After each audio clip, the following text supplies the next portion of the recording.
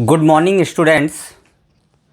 हम class 12th की unit number first की एक्सरसाइज 1.3 डिस्कस कर रहे थे जिसका नाम है बाइनरी ऑपरेशन, द्विआधारी संक्रियाएं, जिसमें हमने 1.3 का question number first lecture number 10 में कंप्लीट कर लिया था। आज लेक्चर नंबर 11 में मैं आपके सामने क्वेश्चन नंबर सेकंड डिस्कस करने जा रहा हूं। सो आप प्लीज़ ध्यान से देखें।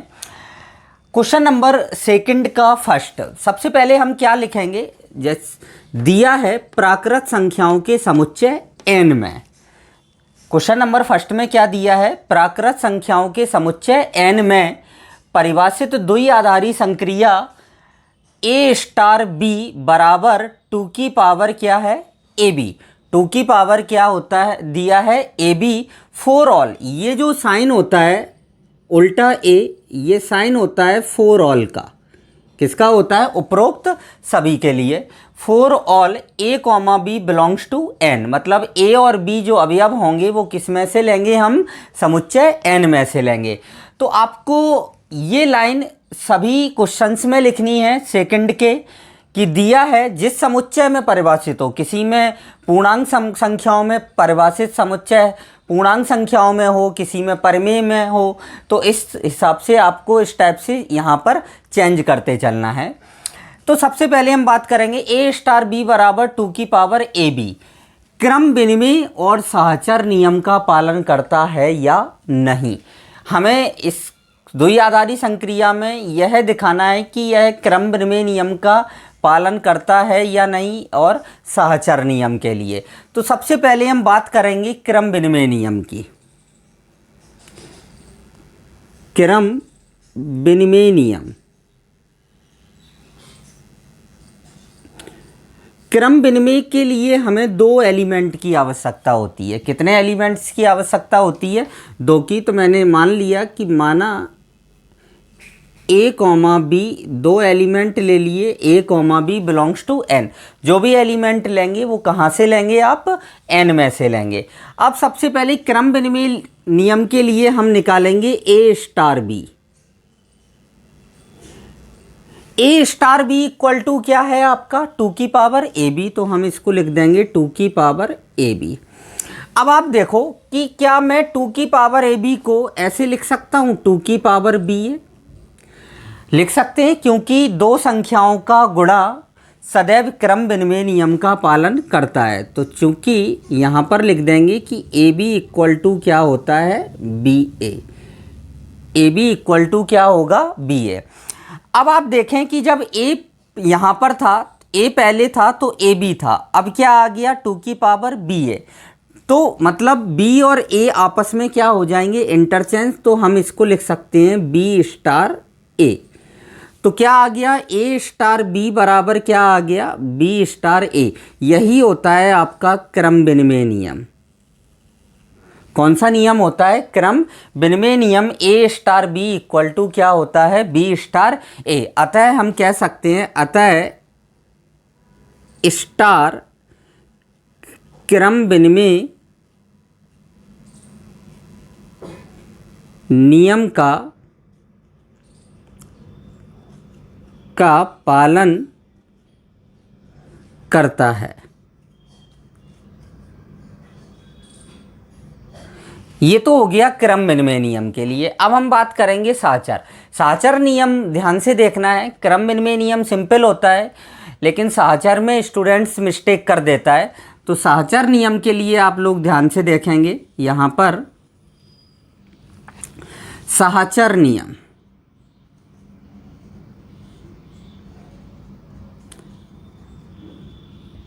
सहचर नियम के लिए हमें 3 एलिमेंट्स की आवश्यकता होती है। कितने एलिमेंट्स की, 3।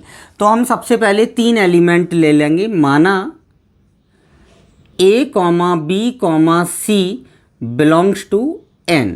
ये याद रखना है, जिस समुच्चय में परिभाषित होगा उसी के ही एलिमेंट लेते हैं। अब सहचर नियम के लिए हम निकालेंगे a star b star c, a star b star c। मैंने आपको पहले बताया था कि द्विआधारी संक्रियाएं केवल 2 ही संख्याओं में यूज होती हैं एक साथ, 3 में हम यूज नहीं कर सकते हैं। तब मैंने आपको ये बताया था कि जब भी 3 में यूज करना हो तो पहले किसी 2 में यूज करेंगे और देन उसका रिजल्ट का तीसरी के साथ बाइनरी ऑपरेशन निकालेंगे। तो सबसे पहले हम इसमें बी स्टार सी में निकालेंगे। तो जब आप देखें ध्यान से, जब ए स्टार बी है तो 2 की पावर क्या है, ए बी। तो जब ए और बी है तो 2 की पावर ए बी। अगर बी और सी हो गए तो 2 की पावर क्या आ जाएगा, बी सी आ जाएगा। 2 की पावर क्या आ जाएगा, बी सी। अब 2 की पावर बी सी आ गया, ये एक एलिमेंट है और दूसरा एलिमेंट है ए दिया, ए है आपका। तो अब हमें निकालना है ए स्टार 2 की पावर बी सी में। तो यहाँ पर स्टूडेंट मिस्टेक कर देता है, इसको लिख देता है 2 की पावर ए बी सी, 2 की पावर ए बी सी। और जब हम इसका सेकंड पार्ट निकालेंगे उसमें भी 2 की पावर ए बी सी आ जाएगा। तो आंसर आपका आएगा कि साचर नियम का पालन करता है, बट एक्चुअल में यह साचर नियम का पालन नहीं करेगा। तो आपके सिंपल करने के लिए मैंने थोड़ी देर के लिए इस एलिमेंट को x मान लिया। इस एलिमेंट को मैंने क्या ले लिया, x ले लिया। तो अब आप देख सकते हैं ये आ जाएगा a स्टार क्या आ गया, x आ गया, a स्टार x आ गया। अब a स्टार x को हम कैसे लिखेंगे, 2 की पावर ax, 2 की पावर क्या रखेंगे, ax। अब 2 की पावर ax आ गया। अब x की वैल्यू क्या है, 2 की पावर bc। तो इसको आप ऐसे लिखेंगे 2 की पावर a इंटू x का मान रख देंगे आप, 2 की पावर क्या आ जाएगा, bc आएगा। मतलब a star b star c आपका आया 2 की पावर a इंटू 2 की पावर bc। यहाँ पर आपको ध्यान रखना है, जब कोई बड़ा एलिमेंट आ जाए तो आप उसको सिंपल वे में x ले लो, फिर x के रूप में आप द्वि आधारी संक्रिया यूज कर दो और देन फिर आप x का मान रख दो। अब हम निकालेंगे इसका second part, a star b star c, a star b star c। तो सबसे पहले द्वि आधारी संक्रिया किस में यूज करेंगे, a स्टार b में। तो a स्टार b को आप लिख देंगे 2 की पावर ए बी। अब इसको एक ब्रैकेट में और बाहर क्या आ जाएगा, स्टार c। अब यहाँ पर ये एलिमेंट पहले है तो अब मैंने थोड़ी देर के लिए इसको मन में x कंसीडर कर लिया। क्या कंसीडर कर लिया, x। जब आप इसको x कंसीडर कर लेंगे तो ये आ जाएगा x स्टार c। अब x स्टार c को आप लिखेंगे तो 2 की पावर क्या लिखेंगे, x c लिख देंगे। तो ये आ जाएगा 2 की पावर x c। अब x की आप वैल्यू रख दें, x की वैल्यू रख देंगे तो 2 की पावर ए बी और इनटू में क्या आ जाएगा, c आ जाएगा। सो आप देखें कि LHS और RHS दोनों बराबर हैं, LHS और RHS दोनों बराबर नहीं हैं। इसमें LHS is not equal to क्या है, RHS।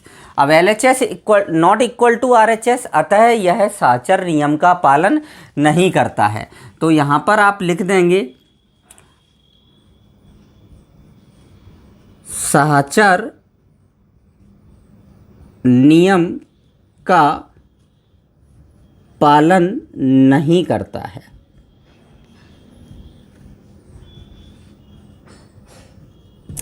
केवल और केवल आपको ध्यान रखना है, क्रम विनिमय में कोई भी प्रॉब्लम नहीं आएगी, जो भी प्रॉब्लम आएगी वो साचर में आएगी, क्योंकि आपके सामने एलिमेंट होते हैं ए और बी।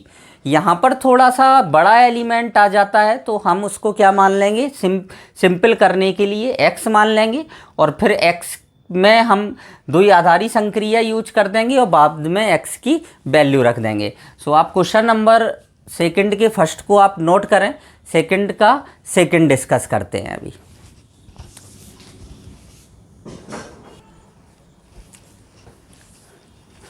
क्वेश्चन नंबर सेकंड का सेकंड क्या दिया है, समुच्चय n मतलब प्राकृत संख्याओं के समुच्चय n में परिभाषित द्वि आधारी संक्रिया दी है a star b equal to a plus b plus a square a B.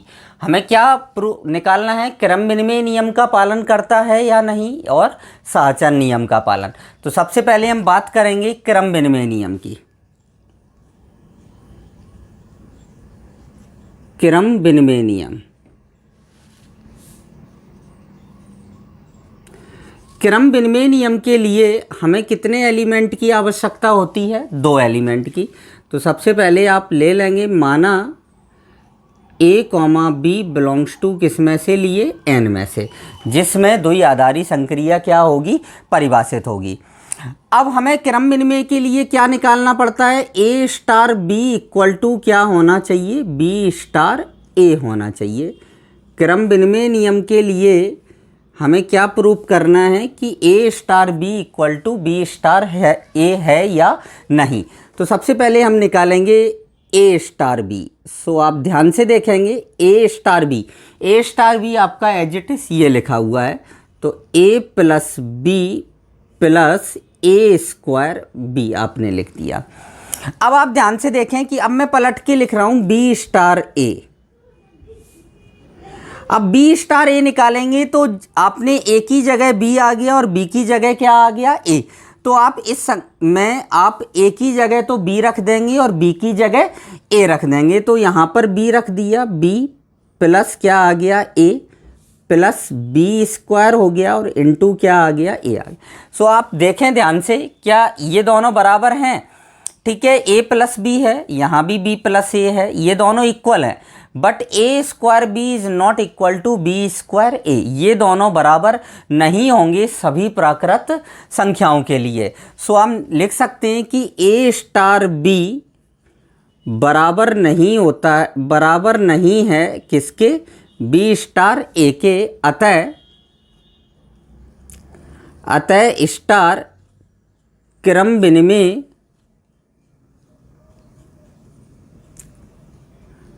नियम का पालन नहीं करता है। ये आ गया आपका क्रम विनिमय नियम।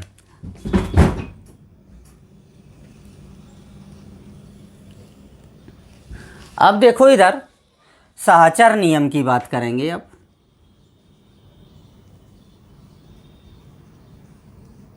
सहचर नियम के लिए हमारे पास कितने एलिमेंट होना चाहिए? 3। तो माना a comma b comma c belongs to किस में से ले लिए? एन में से। सहचर नियम के लिए हमें प्रूव करना होता है a star b star c equal to होगा a star b star c के। ये दोनों कैसे होना चाहिए? इक्वल। अब इसको ध्यान से देखना है। सबसे पहले हम निकालेंगे ए स्टार बी स्टार सी। तो अभी मैंने पहले क्वेश्चन में बताया था, पहले द्विआधारी संक्रिया किस में लगाएंगे? बी स्टार सी में लगाएंगे। तो ध्यान से देखेंगे, ए स्टार बी स्टार सी में द्विआधारी संक्रिया लगाएंगे तो बी स्टार सी मतलब क्या आ जाएगा? B plus c plus b square c. तो यहाँ पर आ जाएगा बी, इसकी बिल्कुल तरीके से आपको लिखना है, b plus c plus b square c. अब आपको ए स्टार इसमें द्विआधारी संक्रिया लगाना है। तो थोड़ी देर के लिए मैं इसको क्या माने लेता हूँ? एक्स माने लेता हूँ। क्या मान लिया मैंने? इसको एक्स मान लिया। सो आप ध्यान से देखें कि ए स्टार क्या आ जाएगा? एक्स। अब ए स्टार एक्स में द्विआधारी संक्रिया लगाएंगे तो क्या आ जाएगा? ए plus x plus a square x. अब आप एक्स का मान रख दें। एक्स का मान आ गया b plus c b square c plus a square और यहाँ पर आ जाएगा b plus c b square c. अब इसका मल्टीप्लाई करके लिख दें तो a plus b plus c plus b square c a square b plus a square c और plus a square b square और ये आ जाएगा सी आर। तो ये आ गया आपका LHS। क्या आ गया? LHS। अब देखें इसी का RHS।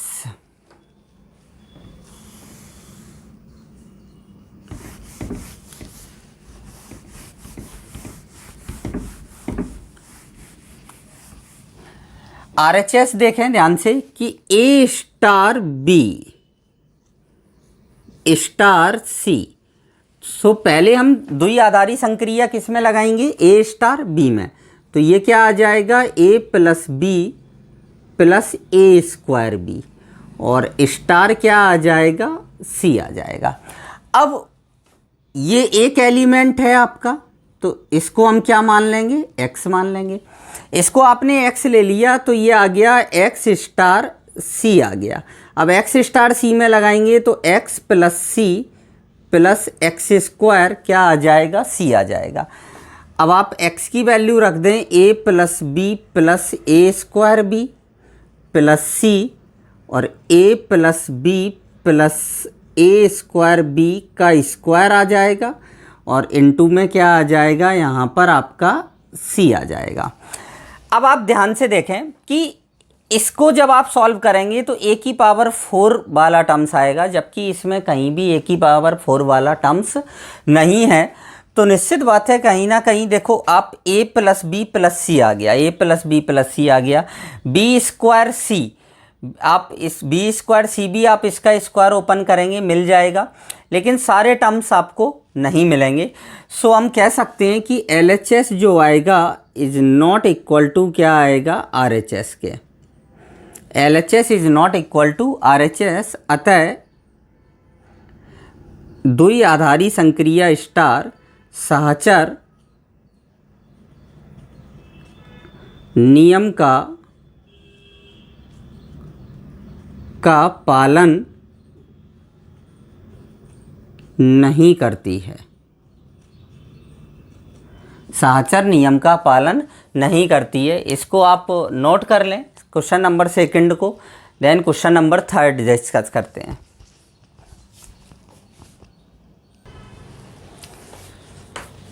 Question number 5, question number 3 और क्वेश्चन नंबर 4 आप सेल्फ ट्राई करेंगे। क्वेश्चन नंबर 5 मैं आपको बताता हूँ। क्वेश्चन नंबर 5 की तरह क्वेश्चन नंबर 3 है आपका, जो नेक्स्ट क्वेश्चन है क्वेश्चन नंबर 3, जिसका आधा पार्ट बिल्कुल सेम इसी क्वेश्चन की तरह है, जिसमें a star b equal to a plus b plus 1 दिया है, जिसमें आपको क्रम विनिमय और सहचर का पालन करना है, नियम का पालन करता है या नहीं ये चेक करना है, और जो आगे वाला भाग है उसको मैं बताऊंगा आपको। सो आप क्वेश्चन नंबर 3 का आधा पार्ट करेंगे, और क्वेश्चन नंबर 3 और 4 आप इसका सेकंड का 3 और 4 भी ट्राई करेंगे। और अगर किसी स्टूडेंट्स को दिक्कत आती है तो वो कमेंट्स बॉक्स में जाके मुझे इन्फॉर्म कर सकता है।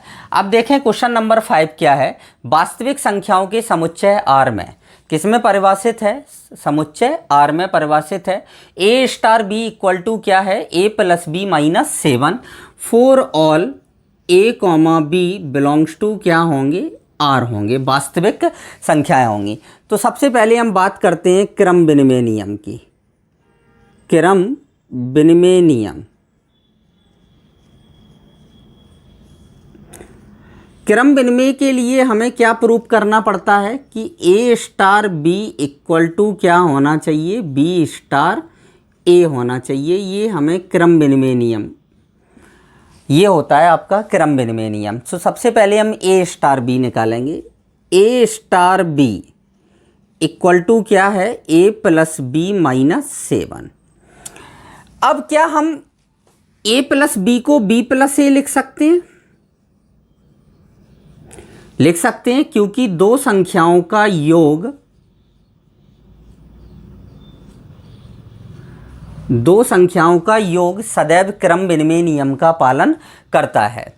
तो निश्चित बात है आपने इसको b प्लस ए माइनस 7 लिख दिया, तो a स्टार b, देखें आप b की जगह a की जगह b आ गया और b की जगह a आ गया, तो यहाँ भी आ जाएगा b स्टार a। मतलब a स्टार b बराबर क्या आ गया, b स्टार a, मतलब क्रम विनिमय नियम का पालन करता है। नियम का पालन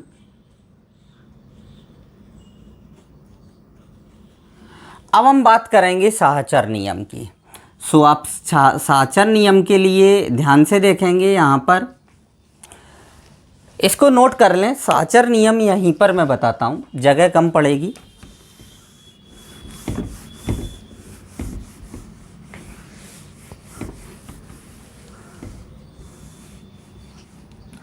साहचर नियम।